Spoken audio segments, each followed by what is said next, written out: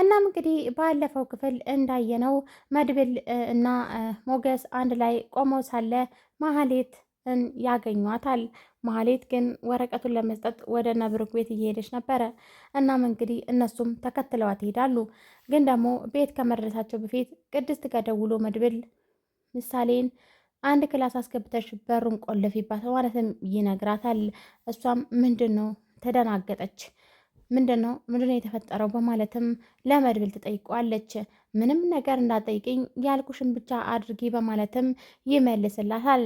ግን ማህሌት ስትመጣ ስላዩት እቅዳቸውን እሷን ለማገት ስለሆነ ቅድስት ምሳሌ እንዳታይ ፈልገው ነበር ማለት ነው። እናም እንግዲህ ቅድስት እንደተባለችውም አደረገች። ሄዳ ምሳሌን በሩን ቆለፈችባት። በመቀጠልም እንግዲህ ማህሌት እኔን አባረሽ አንቺ መዳም ሆነሽ ትኖሪያለሽ እዚህ በማለትም ትደነፋባታለች። ግን ደግሞ ከኋላዋ የነበሩትን አላየቻቸውም። ማህሌት እንግዲህ ወጥመድ ውስጥ ገብታለች። ማህሌት ያሰበችው እንደ ሁሌም ደንፍታ እና ተናግራ የፈለገችውን ወደ ቤቷ የምትመለስ ነበር የመሰላት። ግን ደግሞ እንደዛ አልሆነላትም ማለት ነው። እናም እሷ ልክ ደንፍታ እንግዲህ እንደጨረሰች ጎንበስ ብላ ከቦርሳዋ ወረቀቱን አውጥታ ለቅድስት ልሰጣት ስትል መድብል ከኋላ በኩል መጥቶ አፍኖ ይዛታል። በመቀጠልም እንግዲህ ቦርሳዋንና እቃዋን ተቀባብለው አንድ ክላስ አስገብተው አስረው ጥፍር አድርገው አስረው እያስቀምጧታል። መሀሌት በጣም ተደናግጣለች፣ እንዲሁም በጣም ፈርታለች። እናም እንግዲህ መድብል ገብቶ ያስራታል። እጇን፣ እግሯን፣ ከንፈሯን እስር አድርጎ አንድ ክላስ ላይ ያስቀምጣታል። በሚገርም ሁኔታ መሀሌት ይሄንን አልጠበቀችም። እናም እንግዲህ ዳጣ እንደምታውቋት ሄጄ ልጠፍጥፋት እንዴ እያለችም ዘራፍ ማለቷን ቀጥላበታለች። በመቀጠልም እንግዲህ ሞገስ ተይ እንጂ ዳጣ ሁሉም ነገር በጉልበት አይሆንም ተረጋጊ በማለትም ያረጋጋት ጀመር። እናም እንግዲህ ቅድስትን አረጋግተው ያስቀምጧታል። ቅድስት ምንም አይነት ነገር ሊገባት አልቻለም። ምክንያቱም መድብል ቅድስት ምሳሌ ላይ አስገብተሽ ዝጊ ይበላት እንጂ ምንም አይነት ነገር አልነገራትም። እናም እንግዲህ ተደናግጠው ነበርና እናንተ እዚሁ ሁኑ እኔ የምደርስበት ቦታ አለ ብሎ መድብል ከቤት ይወጣል። ግን ከቤት ሲወጣ ኤፍራታን ለማግኘት ነበረ። ኤፍራታ እንግዲህ ሻይ ቡና ቦታ ይገናኛሉ። በመቀጠልም እንግዲህ እስቲ ማህሌት ጋር ደውይ በማለትም ግን እርግጠኛ ነኝ ከዝና ጋር ነው የምትሆነው በማለትም ትነግረዋለች። በፍጹም እስኪ ደውይ ለማንኛውም ብሎ ያስደውላታል። ስትደውልም እንግዲህ ስልኳን አይሰራም ነበር የማህሌት። መድብል ግን ለማረጋገጥ ነበር እንደዛ ያደረገው። ግን የት ልትሆን ትችላለች ብሎ ደጋግሞ ይጠይቃታል። ያው እንግዲህ ዝና ጋኗ የት ልትሆን ትችላለችም በማለት ትመልስለታለች። በመቀጠልም አሁን ስራሽን በአግባቡ እየሰራሽ ስለሆነ ክፍያሽን ይኸው እንኪ በማለት መድብል ከኪሱ አውጥቶ ገንዘብ ለኤፍራታ ያቀርብላታል። ኤፍራታም የት ይሄድብኛል ቀስ ብለህ ትሰጠኛለህ በማለትም ትመልስለታለች። እንደዛማ ከሆነ በጣም እየተማመንን ነው ማለት ነው በማለትም ይመልስላታል። እናም እንግዲህ ያው መድብል ትንሽ ያሽኮረመማታል ለኤፍራታ። ኤፍራታም እንግዲህ እውነት መስሏት ፈዛ ቀርታለች። በሚገርም ሁኔታ እንግዲህ ምን የምታውቂው ነገር አለ? ምን አዲስ ነገር አለ? በማለትም ይጠይቃታል። አረ በፍጹም ማውቀው ነገር የለም፣ ከዚህ በላይ ምንም የማውቀው ነገር የለም። አዲስ ነገር ግን ሳገኝ አሳውቅሃለሁ በማለትም ትነግረዋለች። እናም እንግዲህ ከአውርተው ከጨረሱ በኋላ መድብል ወደ ቤቱ ይመለሳል። እናም ግን አሁን ምን ልናደርጋት ነው? ምን እናርጋት? በማለትም ይወያያሉ። ያው እንግዲህ እኔ የምፈልገው ከሷ ምንም ነገር አይደለም፣ እኔ የምፈልገው ወንድሜን የት እንዳስቀመጡት እንድትነግረኝ ነው በማለትም መድብል አስቆርጦ ይነግራቸዋል። በመቀጠልም እንዴት ልንጠይቃት እንችላለን በማለትም በመነጋገር መድብል ወደ ክላስ ገብቶ ወደ ማህሌት ወደ ታገተችበት ክላስ ገብቶ ወንድሜ የት ነው በማለትም ይጠይቃታል። እኔ በፍጹም አላቅም፣ ምንም እጄ የለበትም በማለትም ማህሌት ትሸመጥጣለች።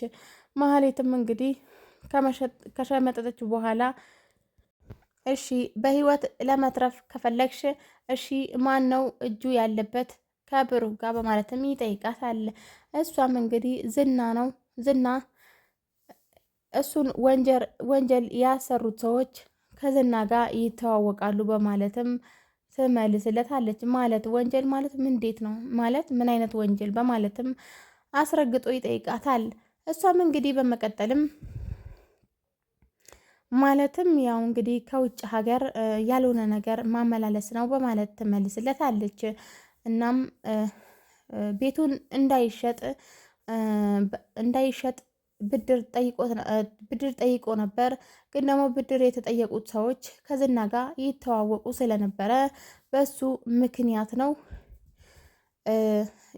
የታገተው አሁን በማለትም በገንዘቡ ምክንያት ነው በማለትም ለመድብል ትነግረዋለች። ግን ፈጣሪ ምስክሬ ነው፣ እኔ ምንም ነገር እጄ የለበትም፣ የት እንደሆነም የትም እንደታገተ ምንም የማውቀው ነገር የለም በማለትም ለመድብል አስረግጣ ትነግረዋለች።